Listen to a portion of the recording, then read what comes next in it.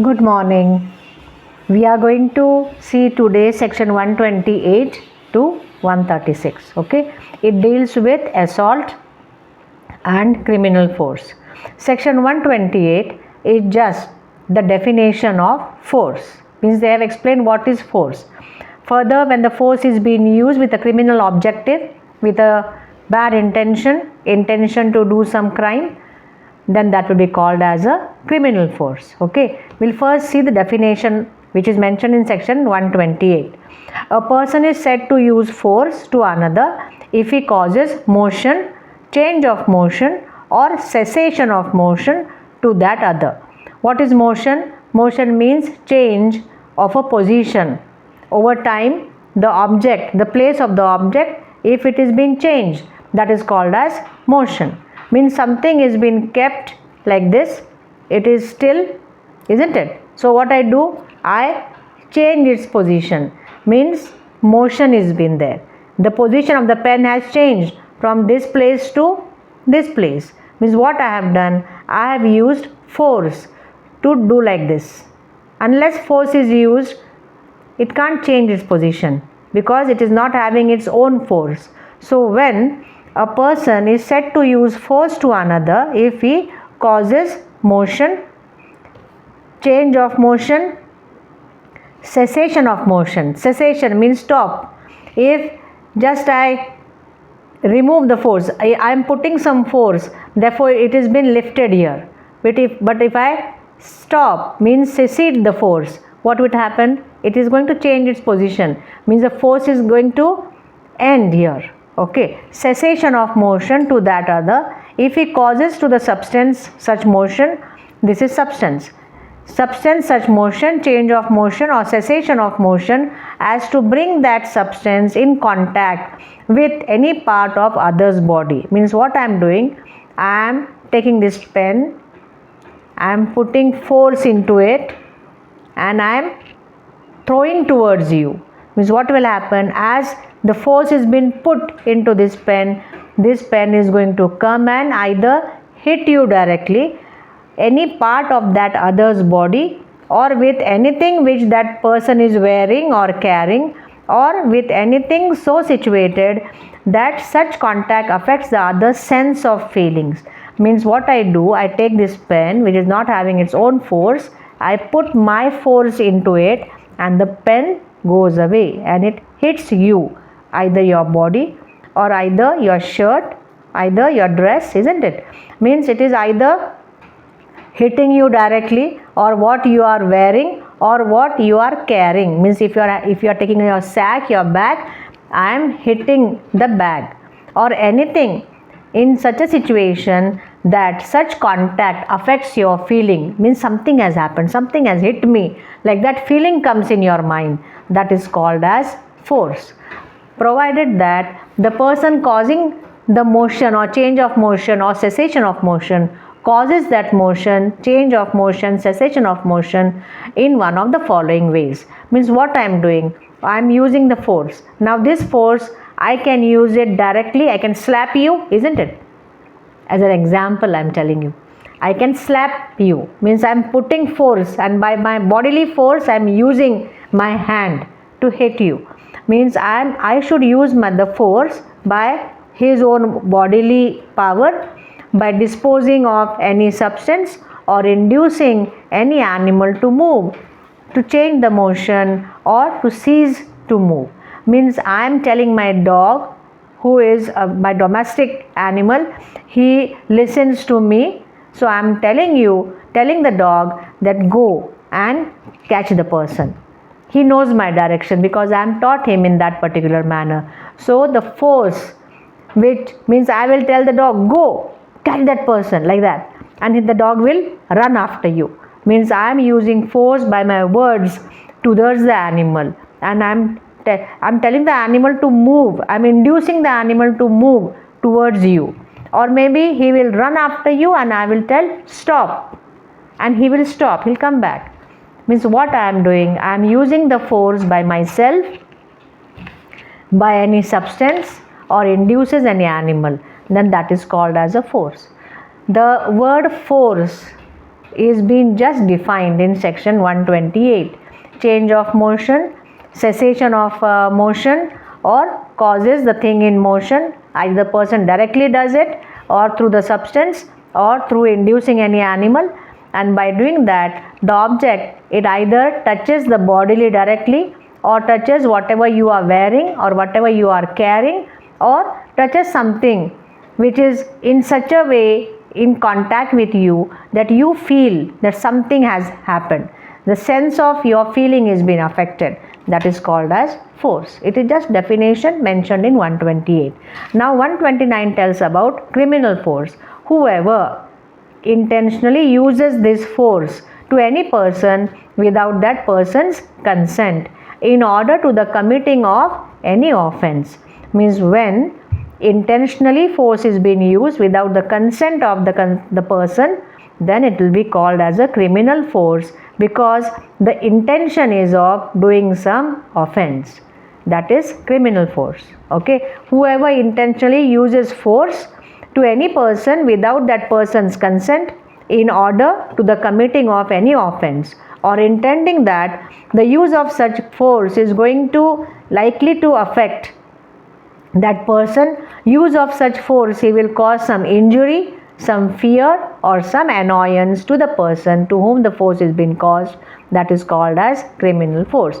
Means either injury should take place, either fear should take place, or the person should get irritated, annoyance should take place, then that is called as criminal force. Touching to the body is very essential in force. Okay, now section 130 is defining assault. Whoever makes any gestures or preparation intending or knowing it to be likely that such gestures or such preparation will cause any person present to apprehend that he who makes that gesture or preparation is about to use criminal force to that person. Means just gesture or just preparation by which apprehension is caused in your mind that I am going to use criminal force, then that will be called as assault.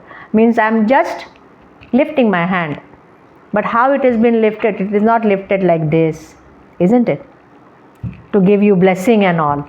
I am using the gestures, my gestures are like this. So what my gestures tell you? That she is going to hit. So when the gestures or the preparation means like that, I'm wearing a full shirt and I'm just folding my sleeves. These gestures, what they show, that I am going to use criminal force. Now these gestures, when I'm just showing it to you, the preparation and all, then that is called as an assault. Means this is assault, but when it touches to the body, that is causing injury, that is causing pain to you.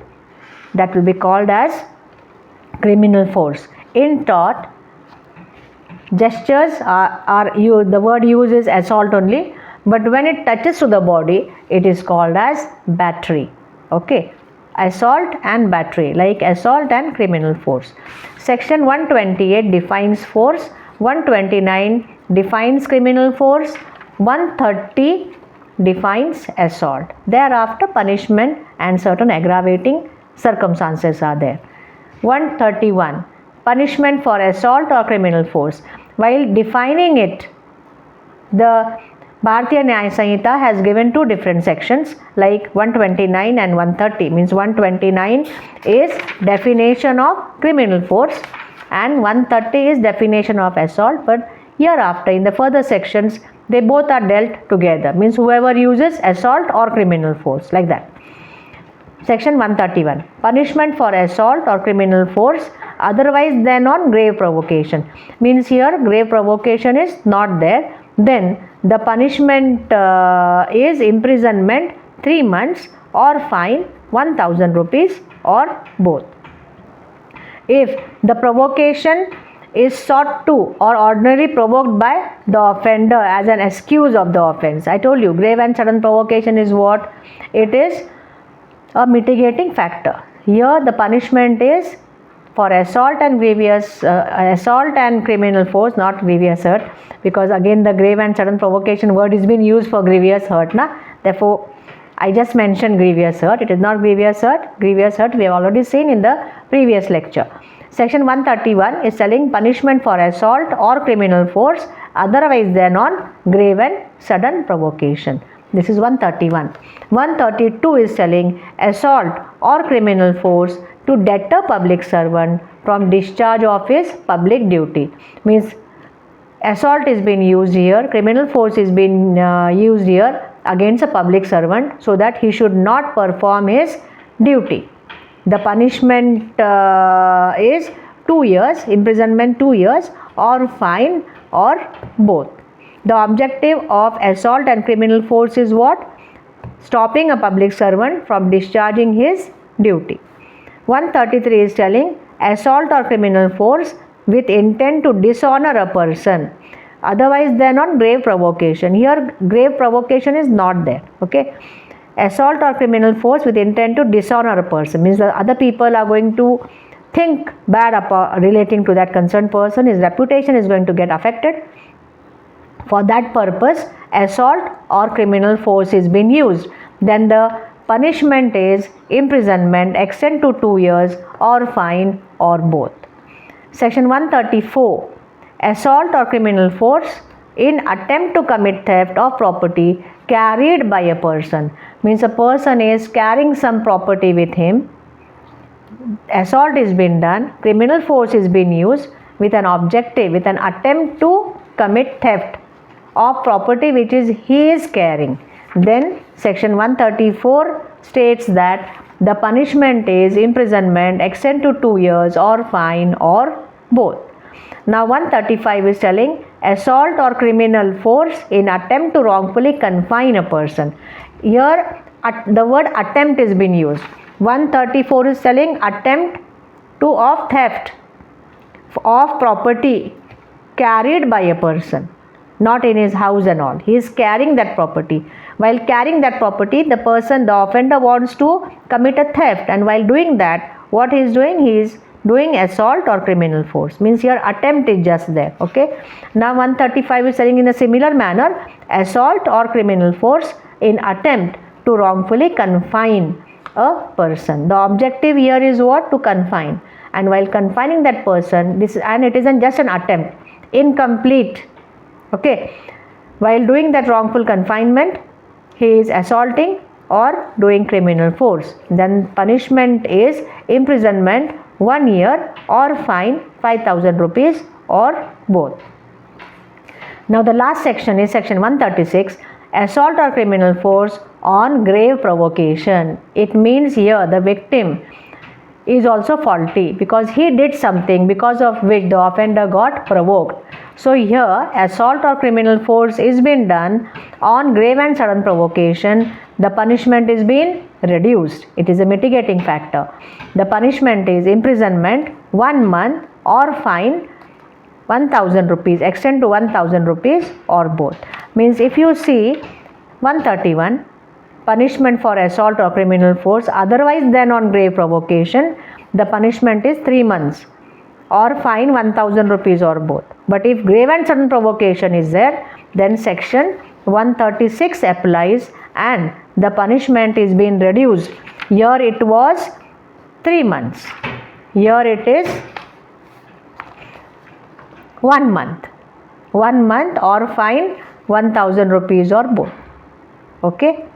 Here we complete assault and criminal force. Okay. Bye bye. See you in the next video.